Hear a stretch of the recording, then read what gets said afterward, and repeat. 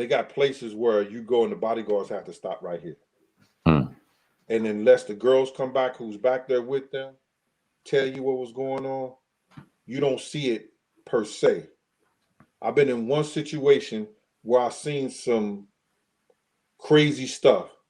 And over the years, Diddy's ex-bodyguard Gene Deal has been spilling tea on things that went on behind the scenes and at parties while he was Diddy's bodyguard, and some are as disturbing as they are nasty. Gene claimed that there were places where Diddy would go in and his bodyguards wouldn't, but he would still be able to get the rumors of what was going on from the ladies that Diddy would invite. He said that he never saw the sadistic and demonic part of hip-hop while with Diddy because there were places where bodyguards couldn't enter, but he was able to hear what was going on in Diddy's secret parties. He said that he was in a situation where he saw men being set up and lured by women at Diddy's parties, only for them to eventually end up in inappropriate positions with white men. He claimed that he also used to take Diddy and his friends to Turkish houses, and deep down, as much as he wasn't allowed into the houses, he knew what happened there.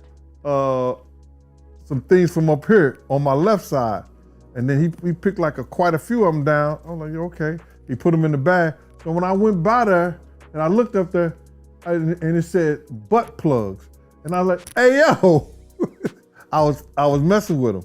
In another interview, Gene said he went with Diddy to a store where he saw Diddy getting butt plugs for himself and paying bucks on the counter not to get his stuff checked. He then said that Diddy and another company went to North Carolina in a private jet where they stayed at a grand hotel, and Diddy and the other guy went to the presidential suite together. So, later that afternoon, this rapper and Diddy, they were all in the room together. Gene Deal explained, next thing you know, somebody rang the doorbell. We were at the presidential suite. So I opened the door and the dude said, yo, I'm here for my cousin. The intruder claimed he was Ya Rule's cousin and he tried to get into the presidential room. Now, Gene had been given clear instructions not to let anyone enter the room, and so he told Ya Rule's cousin that he couldn't go into the room. Despite being warned, Gene claimed the gentleman outside the door then attempted to muscle his way into the hotel suite even after Gene informed him Ya Rule and Puffy were busy at the moment and wanted privacy. His arrogant behavior resulted in Gene grabbing the guy and slamming him hard into the piano. When I threw him into the piano, Puff and Ya Rule ran out the room. Puff got his towel, Ya grabbing his towel, but they put the foo naked. The commotion had caused the two gentlemen to leave their suite naked and holding on to their towels with a bewildered cousin looking at them.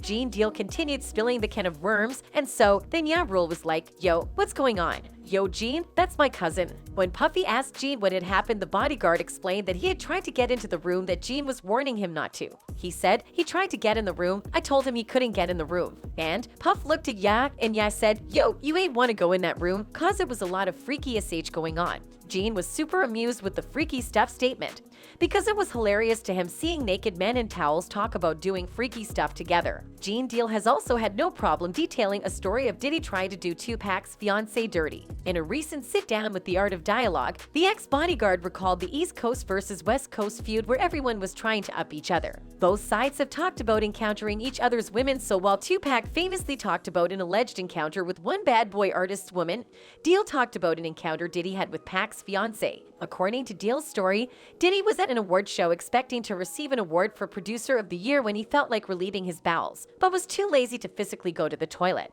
Gene claimed Diddy took one of the pitchers at their table and urinated in it underneath the table before putting the pitcher back on the table. Afterward, Tupac's fiancée, Kadena Jones, who is also Quincy Jones' daughter, came to the table and started chatting with Diddy. She was talking to Diddy before she reached over to the damn pitcher and poured herself a glass of, well, ginger pea. Deal said she was about to drink it and another of Diddy's bodyguards, Wolf, stopped her from doing it. When the interviewer asked him if he and his boss were really going to let Jones drink Diddy's urine, Deal confirmed that Diddy and himself were going to let her drink out of the pitcher, and Wolf only intervened because he knew her. Deal also claimed Diddy was aware Jones was dating Tupac at the time, but he was willing to watch her drink his pee. Not only has Gene called his ex-boss a killer and a user, he also called him a snitch, claiming he snitched on his own artist. In 1999, Diddy was arrested alongside Shine during an infamous nightclub shooting that left 3 injured. Though the rap mogul and his artist were both arrested on the same count, Shine ultimately spent time behind bars while Diddy was cleared of all charges. Gene leaped into the backstory of the infamous shooting, revealing some interesting information on how Diddy got off on the charges. He explained that he and the other bodyguard, Anthony Wolf, were given the day off while Diddy and his then-girlfriend,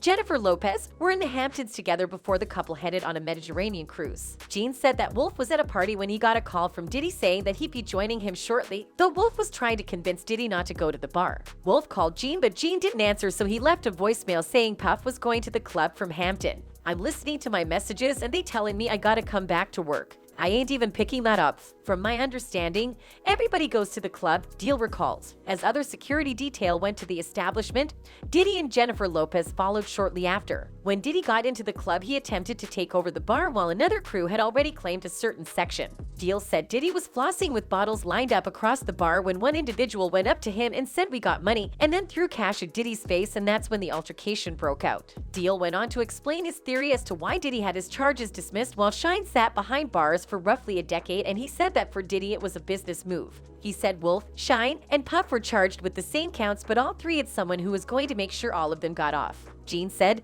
they came to Shine and they asked Shine for 20 racks cause they had somebody that was going to make sure all of them got off because they were not going to agree to none of them charges. And they were on the jury stand. Gene said the information he was saying came from the bodyguard that was there. Wolf and Shine never publicly admitted to that factor in the case. This came from Wolf. The reason they got off was because people were coming to Bad Boy Security, Paul and other people, and said that they were there even though they weren't just to make money. So they were giving the Diaz and the lawyers cards and telling them to go make a statement. Some of those people making statements, they was making statements against Shine. He continued. Gene stated that Shine has even brought this up in the past. He was like, you're supposed to be my brother and you got people testifying against me. The people testifying were brought to Puff first, saying what they saw against Shine, what they saw Shine do. It seems like Puffy set up his own artist to spend a decade in prison while he roamed around scot-free. Diddy and Shine came to peace with each other in the past few years, and the two were seen together a couple times after Shine turned to religion. A fan said on Twitter, do y'all be watching Gene Deal on YouTube?